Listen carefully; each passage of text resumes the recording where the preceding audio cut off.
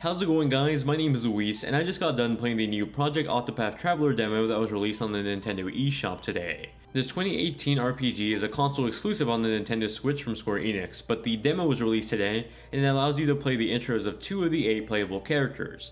I've gone ahead and completed the 2-hour demo, and I want to share my preview and thoughts on it.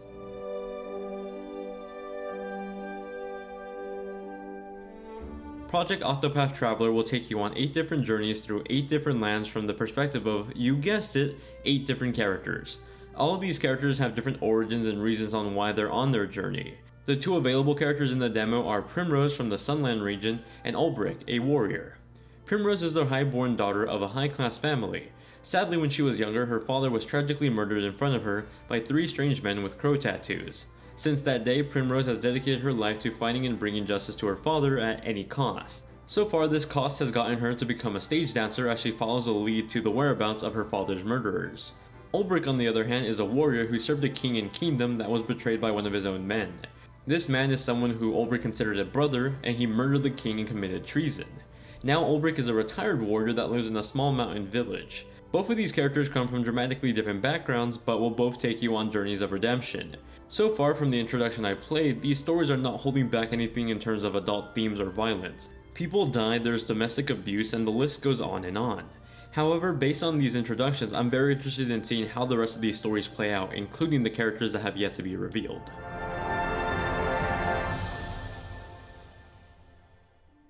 Octopath Traveler is a turn-based RPG from Square Enix. Varying on the character you choose to start with, you'll be spawned into a city or location with a different origin and main objective. In these cities or villages, you can explore, talk to villagers, buy items, or find villagers dressed in green who will actually offer you to save your progress. Each of these 8 protagonists have their own special abilities too. Primrose, for example, has the power to allure enemies and NPCs to follow her around. This will let Primrose players get enemies to follow her into traps or convince NPCs to act as support partners in battles. The ability also has some stats to it. Characters you allure vary in levels of strength and their own battle abilities. The chance of being able to allure a character also varies, and failing an allure attempt could actually hurt your reputation in the city you're in. Ulbrich, on the other hand, has the power to challenge people to duels. This is a particular handy tool for getting people out of the way when they're blocking an entrance that you're trying to get to, or trying to snoop out an enemy in a village of friendly NPCs. It's an interesting gameplay mechanic to give every character their own ability, and it definitely adds to the variety of gameplay between the cast of characters so far.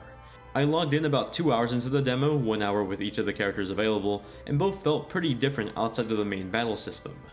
Speaking of battles, the turn-based battle system will be pretty easy to adapt to. You have your traditional attack, support, abilities, items, defend, and flee option. Abilities are your skills that use up your SP gauge, and support is how Primrose can summon her alert NPC characters to help her out in a battle. Enemies also have shields on them with a number that detail the amount of hits it takes to break through the enemy defense. Once these are broken, you're given a chance to land some quick large amounts of damage when the enemy is defenseless. Another new battle mechanic is the boost system. At the start of every turn, you're given a boost point that can be invested into a specific attack or ability. You can stack up these effects too, so you can essentially triple the damage or heal depending on the attack or ability you use. It's an interesting game mechanic of gambling, as the way you manage your boost points could ultimately cost you the battle in the end or save your life. In this demo, it seems pretty basic so far, but as you increase the amount of abilities you have and you level up your character, I'm sure the battle system will flesh out a bit more specifically with that boost system in mind. Now, outside of the level stats and the battle system, your character can be equipped with different weapons and armor that level up its battle stats. These pieces of equipment can either be found in treasure chests in open areas or bought from vendors in villages. The title also uses HD rumble on the Switch, though only sparingly, to give a bit of an added effect to doors whenever you open or close them. It felt like a pretty good use without it being overly annoying with every little action in the game.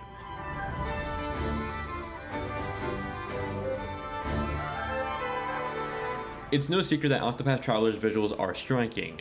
Square Enix is calling it HD 2D, and despite how lame that sounds, I don't care, it looks fantastic. Whoever started this trend of mixing 2D CG with lighting effects is a genius. We've seen a surge of it with the games revealed at Xbox One X's reveal event, and boy does it look amazing. Whether you're traveling through a city and noticing the light of torches affecting nearby objects, or just in the middle of a battle casting abilities that turn out to be bright fireworks shows, it's a joy to watch every single time. The visual effects are the most striking when played in dock mode, as the sprites can get a little bit fuzzy in portable mode, but nothing that completely destroys the visual aspects of this game.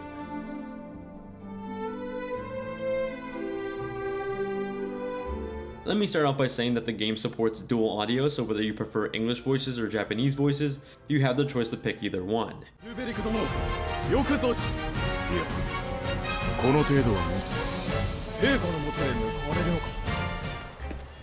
How goes it? Yeah. On top of having choices, the audio design of the sound effects and music is for the most part pretty great. When you're traveling the open area, you'll hear epic instrumental music playing in the background as ambient noises of the environment start to chime in. The sound of a gust of wind breezing by, the cloth tied to a sword on a mountaintop flowing along with that breeze of wind, or just the footsteps of your characters hiking the mountain. It all plays very well as you transition to a faster paced battle theme that gets you in the mood to kick some butt.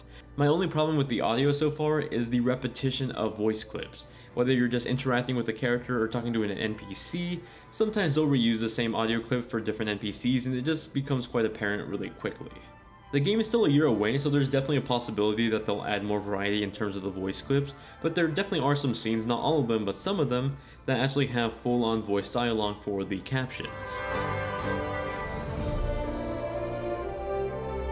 So far, I'm very pleased with Project Octopath Traveler. I've only played about 2 hours of the game, beating the interest for 2 of the characters available in the demo, but it's gotten me much more invested into the game based on the story and gameplay rather than it just being a really pretty looking game I saw in the Direct. If you're planning to get a Nintendo Switch in the future, then this is a game you definitely want to keep an eye on. As for people that already own the Switch, keep an eye out on this one for sure, or just download the free demo on the eShop right now, it's definitely worth playing.